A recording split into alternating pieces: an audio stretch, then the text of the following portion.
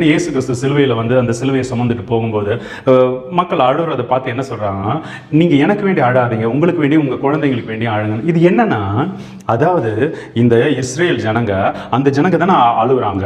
அப்போது இவர் என்ன சொல்கிறாரு, உங்களுக்கு வேண்டி உங்கள் குழந்தைக்கு வேண்டி அழுங்கன்னு சொன்னோடனே வந்து சரி குடும்பத்துக்கு வேண்டி பாரப்பட்டு ஜெபிக்கணும் அப்படி நினைக்கிறாங்க. அவர் அப்படி அந்த அர்த்தத்தில் வந்து சொல்லலை. என்னன்னா, அப்படி சொல்லியும் வந்து ஜெபக்குறிப்பு வச்சு மெசேஜ் எடுக்கலாம், அது தப்பு கிடையாது.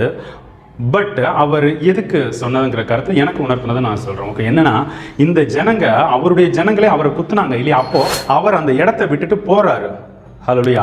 புறஜாதிகளுக்குள்ள வந்து போறாரு. ஓகேவா, உங்களுக்கும் எனக்கும் மீட்பு கிடைச்சது அப்படிதான். இஸ்ரேல் ஜனத்தை விட்டு வெளியே வராரு, சிலுவை அறையிறதும் அப்படிதான், வெளியில தான். ஓகேவா, அப்போ அதுக்கு வேண்டி தேவன் உங்க கூட இல்ல. ஓகே, இஸ்ரேல் ஜனத்தை விட்டு வெளியில வந்துட்டாரு, அப்ப நீங்க அழுவணும் தானே. அப்போ யார் ஆளுக பண்ண, பிசாசு தானே ஆளுக செய்வான்.